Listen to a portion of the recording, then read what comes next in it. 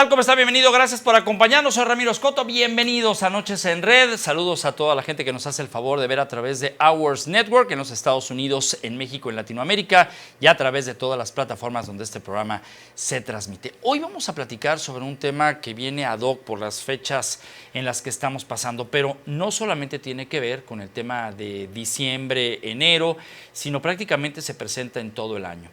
¿Por qué es importante ver a un psicoterapeuta? Hoy está con nosotros el doctor Gilberto Martínez, a quien le agradezco muchísimo el que nos esté acompañando esta noche. Gilberto, gracias por acompañarnos, bienvenido. Gracias a ti por la invitación, Ramiro, un placer estar aquí en tu programa. ¿Cuántas cosas no platicamos antes de entrar al aire y cuántas no me abriste también la perspectiva de una entrevista que pretende, entre otras cosas, orientar a las personas? Y yo comienzo con la primera. Te levantas y tienes una energía en tu casa, pendientes en tu casa, pendientes en el trabajo, pendientes en la escuela. La vida está llena de pendientes. Te subes al coche, el estrés, luego de pronto decepciones con un amigo, ahora con el tema del COVID, pérdida de familiares, etcétera. Y cuando haces una pausa, resulta que te sientes raro. Hasta le pones adjetivos calificativos. Estoy deprimido, estoy cansado, estoy desilusionado. A veces me siento con la energía o no. Es necesario ver a un psicólogo, a un psiquiatra o a un psicoterapeuta. La pregunta que te hago es, ¿cómo estamos como sociedad cuando estamos intentando regresar a una normalidad después de un encierro, de una pandemia de 2 años? Bien, es muy interesante tu pregunta, Ramiro, sobre todo en el abordaje que tiene que ver en la repercusión social de los comportamientos humanos, ¿no? Hay pandemia, hay duelos, hay pérdidas, hay muchas cosas que ahorita al mundo entero nos está tomando por sorpresa. ¿Por qué? Porque te voy a decir algo muy concreto. Creo que la sociedad en su conjunto le ha hecho falta entender, conocer, practicar, cultivar lo que es la salud mental. ¿A qué me refiero? Estamos en una sociedad muy patologizada, ¿no? Inclusive alguien está triste y dice, me siento deprimido, pero deprimido es un diagnóstico, pero no atiendo la tristeza. Es que hoy me levanté medio depre y entonces los amigos, las redes sociales, ven, vamos a salir para que se te quite lo deprimido. Bueno, estamos muy encaminados entonces a la enfermedad mental, a tratar la enfermedad mental y a que me den pastillas para no sentir la enfermedad mental. Queda de lado entonces el concepto de salud mental. ¿Qué es la salud mental?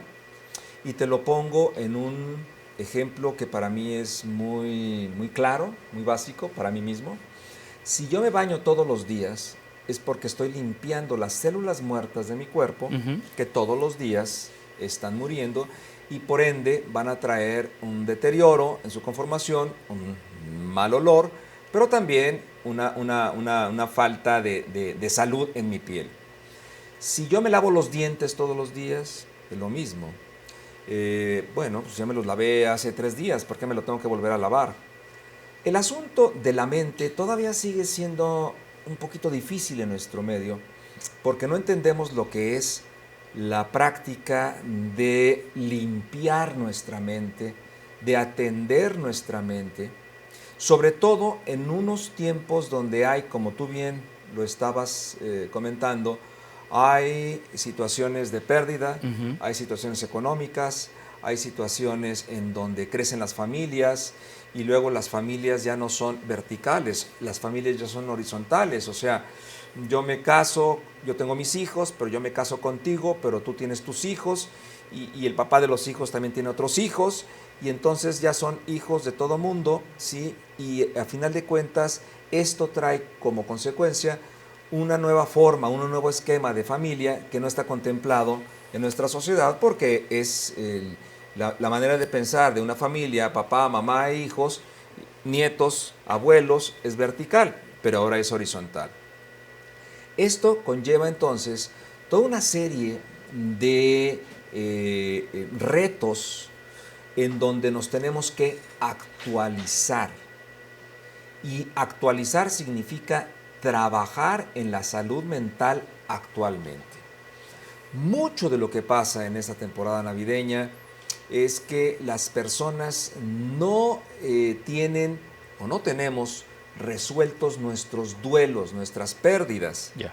Entonces recurrimos a lo que viene siendo elementos de conformación familiar anterior, y es muy frecuente que yo oiga en mi consulta a personas de todas las edades decir, es que mis papás así le hicieron, o mis abuelos me dijeron que así teníamos que hacer, o mi abuela me decía que un hombre tiene que trabajar para que sea alguien, o mi abuelo me decía que en el matrimonio el hombre es el que debe de mandar. Entonces llega un momento en el que la sociedad tiene un poquito de problemas en romper esas lealtades para poder estacionarse en el tiempo actual, en el tiempo presente, y decir, a ver, ¿qué me está pasando en este momento? ¿Y qué es lo que yo tengo que aprender para adaptarme a estas circunstancias y salirme de aquella melancolía? Y ahorita voy a decir el concepto de melancolía. De Guadalajara ya no es la misma que hace 50 años. Es que nuestra familia ya no somos los mismos como eran las familias de antes. Tradicionalismo. Tradicionalismo. Y la melancolía es aquella tristeza que tiene que ver con culpa. ¿A qué me refiero? Cuando hay una pérdida, el hijo se fue o se casó, o la hija se fue a vivir a Austria, el hijo se fue a Estados Unidos, o hubo pérdidas físicas, hubo muertes. Entonces tenemos una sociedad que el duelo se complica porque la melancolía es una tristeza con culpa. Ya. O sea, la melancolía es, híjole, debí de haber aprovechado el tiempo antes de que se fuera mi papá. Debí de haberle dicho a mi hija lo que la quería antes de que se casara y se fuera a vivir a Brasil. Debí entonces de haberles dicho a mis hijos lo que los quería, y ahora resulta que ya no los tengo cerca. Entonces, esa melancolía que se vive con una tristeza que puede ser precursora de una depresión, nos va llevando a todos los días a no vivirlos con alegría, a no vivirlos con una intensidad de vida para decir, a ver, ¿qué tengo este día? Sino que la melancolía dice, no, en este día no tengo nada, lo que yo tengo son pendientes en mi pasado. Entonces, cuando yo estoy con pendientes en mi pasado, no me hago cargo del presente. Por lo tanto, el futuro es totalmente incierto, y todas las personas en su conjunto podemos encontrar, en su mayoría, que le tienen miedo al futuro. A ver, pero me detengo un poco en esto. ¿Es culpa de que en qué momento se rompe eso? Porque cuando eres niño todo es felicidad. ¿Sí? Parecen que las cosas son fáciles. ¿Sí? Los padres, los familiares, incluso los amigos te dan lo necesario y te sientes en una zona de confort. ¿Sí? Hay padres que dicen, lo tienes todo, lo único que tienes que hacer es seguir estudiando, que es lo que te toca. Estudiar y jugar. Pero ¿en qué momento se rompe? ¿En qué momento el tema de una relación de noviazgo, por ejemplo, se convierte en aquello en que los padres comienzan a tener el nerviosismo, en lo que la sociedad también señala con ya te comiste la torta, ya una calentura ganó, etcétera? Y te lo digo en términos llanos, Sí, claro. que muchas veces llegan con el psicoterapeuta cuando pareciera todo ya había... Vamos, llegó tarde. Sí. Es decir, ¿en qué momento se rompe como para poder establecer y poner atención, pues para no regarla o tratar de generar una construcción de una sociedad pues diferente a la de antes, pero con ciertas libertades más no libertinajes? Es muy oportuna tu pregunta, porque si hablamos en términos de evolución, entonces no podemos pensar en un sistema familiar estático. Es un sistema familiar evolutivo. Entonces, hay equilibrio, hay crecimiento, hay crisis, hay rompimiento y hay nuevo equilibrio. Nuestra sociedad en general, siendo muy tradicionalista, le genera cierto escozor el cambio, el pensar de manera diferente. el entender que ahora, si la chica todavía le siguen diciendo, te comiste la torta, la pregunta es, oye, ¿y tú le hablaste a tu hija de sexualidad? Oye, tu hija tiene estudios, vamos a poner el caso, como puede ser cualquier otro, ¿no? Pero voy a escoger este. Tiene estudios universitarios, la mandaste o quieres que ella sea una persona activa, independiente, muy bien. ¿Pero le hablaste de sexualidad? No. ¿Pero alguna vez le dijiste cómo manejara su energía sexual? No, bueno, es que a mí nunca me hablaron. Entonces el papá recorre, ¿sí? O recurre, más bien, a su esquema anterior. Es que a mí nunca me dijeron eso. Entonces ya el papá se está justificando de por qué no le habló a la hija. Entonces la hija tiene un embarazo no deseado y entonces el papá del chico, o sea, o del novio o del nuevo papá, le hacemos la misma pregunta y dice, no, bueno, pues es que ahora los jóvenes... Y resulta que los adultos no estamos entendiendo que esta vida, a través de esta pandemia, que hay que recuperar también las cosas que hemos aprendido, esta vida se vive personalmente, es decir, ¿yo qué pienso? ¿Yo qué aprendo?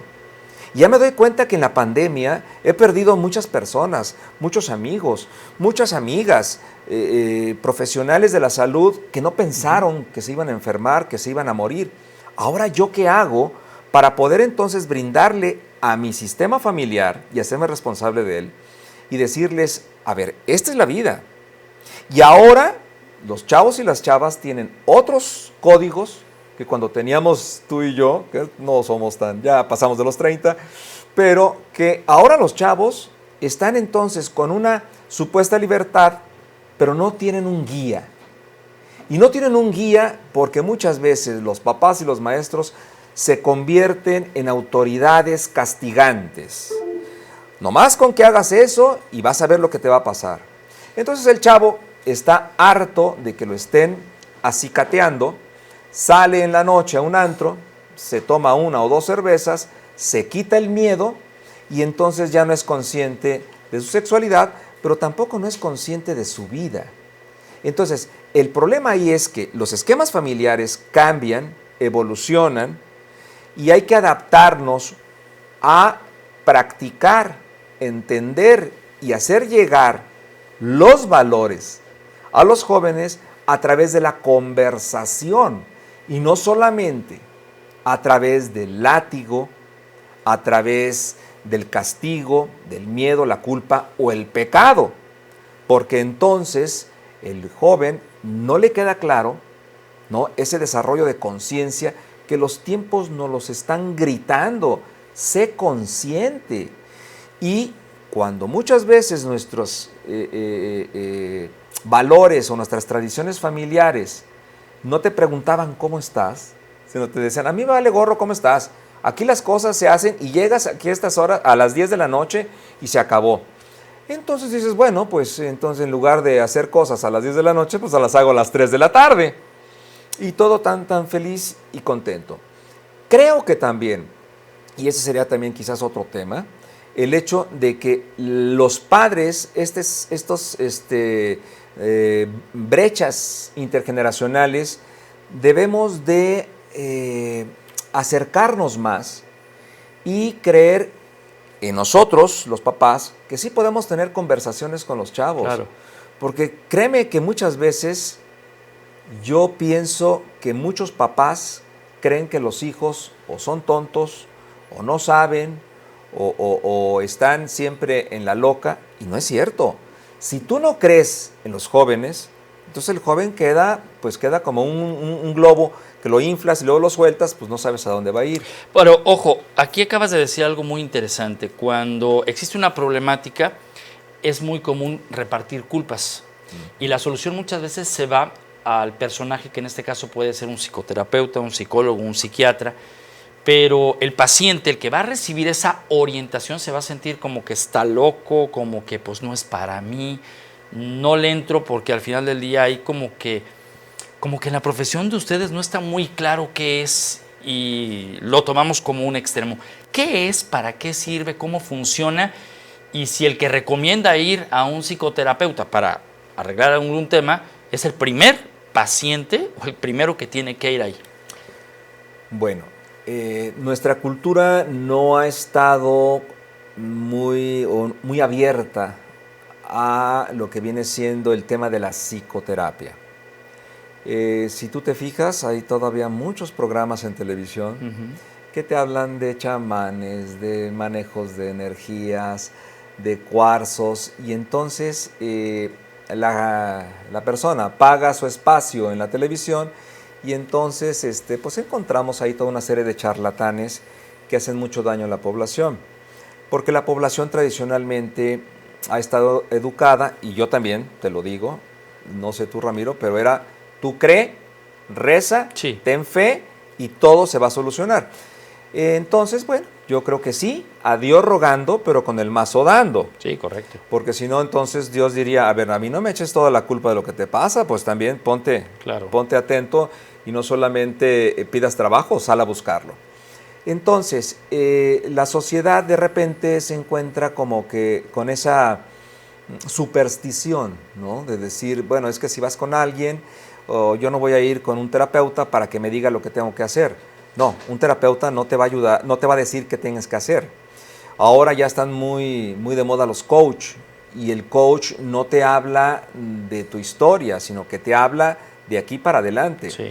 Albert Einstein decía: si quieres hacer cosas diferentes, si quieres tener resultados diferentes, tienes que hacer cosas diferentes. Sí, pero en su tiempo, y si Albert Einstein hubiera vivido 300 años, lo hubiera completado, yo diría: tienes que hacer cosas diferentes, pero tienes que cortar también con lealtades, con aprendizajes, con apegos, con duelos, con abandonos familiares. Porque si esto no lo tratas en una psicoterapia con un profesional de la psicoterapia, entonces tú vas a seguir repitiendo los mismos errores, creyendo, buscando, implorando o rezando que haya cambios en tu vida.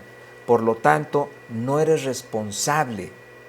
Y eso es bien importante, Ramiro. Cuando en la sociedad aprendemos o enseñamos a que la persona es responsable de lo que le pasa, es una persona libre, es una persona que tiene opinión, pero es una persona también que tiene responsabilidad en sus actos. Entonces, a la hora que esa persona se erige como un ser independiente, autónomo, libre, pero responsable, es muy peligrosa, porque no es manipulable. Claro. Entonces, sí, es labor, ¿no?, de mi generación como terapeutas, pero también esto es una labor en la que yo enseño a todos mis alumnos, sean de psicología, sean empresarios, sean ingenieros, arquitectos o médicos en todas las especialidades, porque esto nos tiene que poner a pensar en un flujo de energía. O sea, eso es lo que yo estoy aportando, pero los que siguen van a aportar la siguiente etapa y eventualmente yo voy a morir, pero alguien va a continuar para que la sociedad entonces continúe con ese crecimiento. Porque muchas veces decimos: ¿cuándo se va a acabar esto? La vida es terrible. Y esas son situaciones pesimistas, ¿sí?, que hacen que una sociedad sea fácilmente controlada. Claro. Cuando una sociedad tiene ese conocimiento, tiene esa fuerza en su opinión y pierde el miedo, es extremadamente temerosa para el sistema. Para el sistema, sí. Exactamente.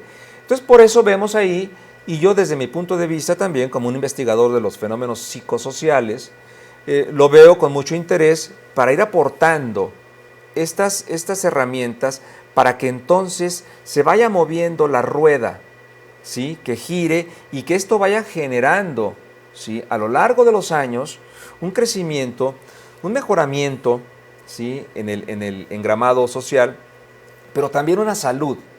Que pensemos en que el bienestar familiar, el bienestar de pareja, el bienestar amoroso, tiene que ver con la salud. Y la salud tiene que ver con el gozo, correcto, con el placer, ¿no? Si yo estoy aquí hablando placenteramente contigo, Ramiro, y tú también, podemos estar platicando horas, ¿no?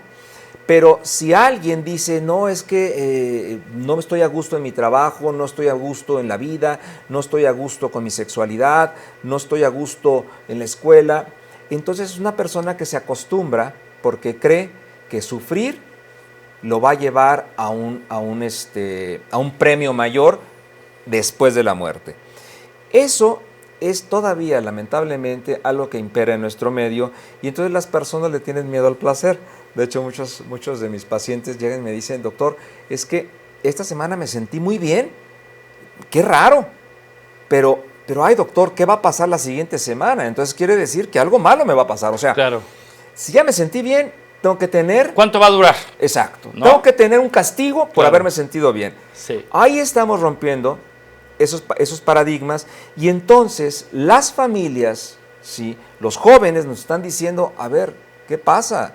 Y las familias tenemos que aprender de los jóvenes y los jóvenes tenemos que aprender de nosotros para decir, vamos poniendo un paradigma del bienestar y de que el amor sea a gusto, placentero y no solamente a través del sufrimiento. A ver, cuando alguien va con un psicoterapeuta hay un análisis, hay un trabajo y ahí es en donde cabe la siguiente pregunta, ¿no? ¿Tú das de alta al paciente, lo consideras como un paciente? Y si lo das de alta es porque estamos en una sociedad enferma de algo. Es decir, vamos y normalmente pues, te dan una receta, te tomas la medicina, te puedes sentir bien a los 3 días, pero el medicamento dice hay que consumirlo por 10 días. Somos tan tercos que ya cuando te sientas bien a veces hasta ni terminas el tratamiento, Sí, ¿no? cómo no.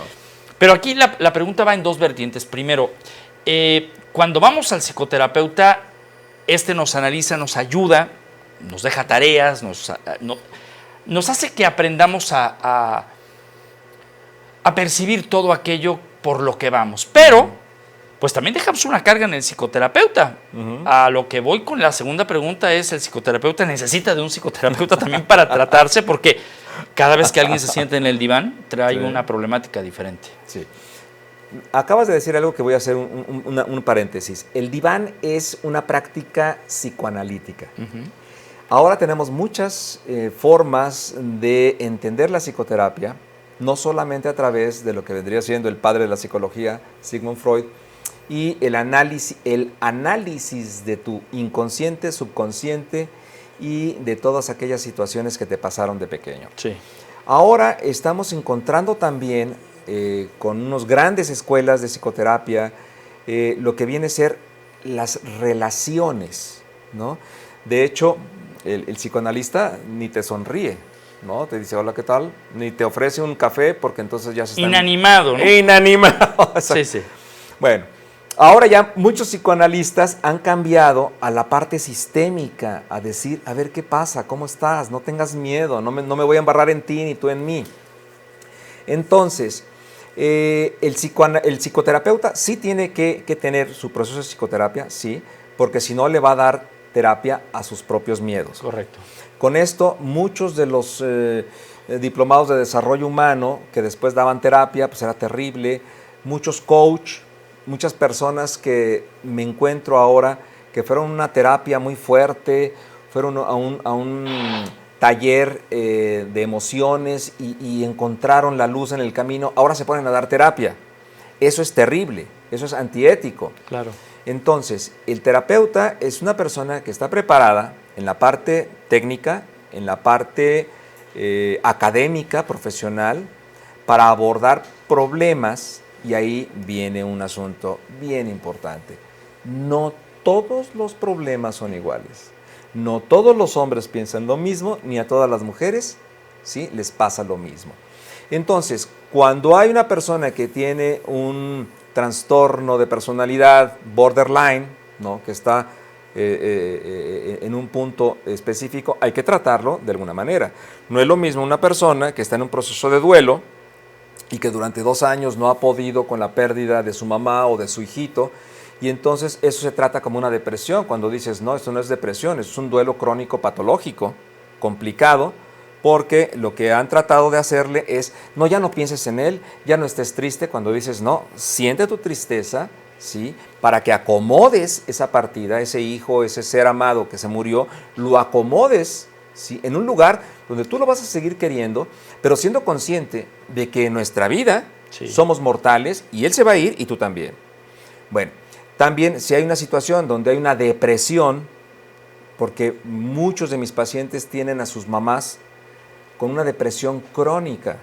Entonces dicen, y es que ya no puedo con mi mamá, ya es abuelita, tiene todo para vivir bien, pero siempre le duele algo, siempre está pensando, ay, mijita, no te vayas a ir, siempre está queriendo la atención. Digo, bueno, es que tu mamá tiene una depresión crónica. Claro. Si es necesario un medicamento para que entonces se equilibre todos sus neurotransmisores, porque la depresión es una enfermedad, ¿sí? No solamente es échale ganas sí, claro. y reza mucho, ¿no? Y entonces es medicamento, pero psicoterapia, que esa es otra de las circunstancias también, que yo hablo mucho con los psiquiatras. El psiquiatra, entonces, está deprimido el paciente, toma. Está ansioso, ansiolítico. No puede dormir, toma para dormir. No puedo despertar, toma para despertar. No, bueno. Entonces llega un momento determinado en que el medicamento te va a prestar un tiempo, pero si tú no sabes arreglar los problemas de tu vida claro. y no sabes adaptarte a las nuevas circunstancias, porque ahora resulta que tu hijo no se quiere casar y entonces resulta que tiene otros panoramas en la vida, o tu hija, pues fíjate que ella tampoco quiere tener hijos y entonces es artista o es empresaria, y entonces la mamá dice, ¿qué hago con esto? Si yo toda mi vida pensé en un esquema familiar donde mis hijos, mis nietos, y ahora estos no quieren tener hijos. Ella va a caer entonces constantemente en una opacidad de su alegría. Por lo tanto, puede caer en una depresión, sí, y una depresión es como si entráramos a tu estudio y apagaras las luces, pues no vemos nada, ¿no? Y entonces dices, pues la vida es terrible. No, lo que pasa es que tú no estás con las condiciones necesarias para poder conectar con la luz, con la alegría, con el placer. ¿Cómo? Aceptando. Y esta es la aceptación, ¿sí? Una palabra que nos cuesta muchísimo trabajo, Ramiro, y cuando se va trabajando en psicoterapia es hacerlo armónicamente y no decirle al paciente, a ver, te voy a dar un batazo de aceptación y si no aceptas, entonces, pues, ¿qué estás haciendo aquí? Porque todavía veo muchos terapeutas que son muy confrontativos cuando lo que necesita el paciente es acompañamiento psicoterapéutico que tiene que ver con una preparación profesional y no simple y sencillamente con decirle, a ver, ya van 3 veces que te lo digo, si no vas a entender, te voy a pegar. Porque eso es lo que hacían nuestros padres, claro. nuestros abuelos y nuestros tatarabuelos en tiempos de la Revolución. Pues ahí, a lo largo del programa han aparecido ya el contacto del doctor Gilberto, por si usted quiere pues tener mucho más contacto con él y hacerle preguntas que ya el tiempo lamentablemente no nos permitió. Gilberto, gracias por habernos acompañado esta noche Ramiro. En el programa. Espero que no sea la primera vez porque hay muchos tópicos en donde pues todos, ahora sí que cada cabeza es un mundo que piensa, actúa y siente diferente. Yo creo que si empezamos a levantarnos con el pensamiento y el sentimiento en el entendido de que existen, podemos incluso hasta aprendernos un poco mejor. Muchas gracias, Gilberto. Definitivamente. Muchas gracias. Muchas gracias. Gracias. Hasta el día de mañana en otro más de Esta Noche en Red. Soy Ramiro Escoto. Está usted informado.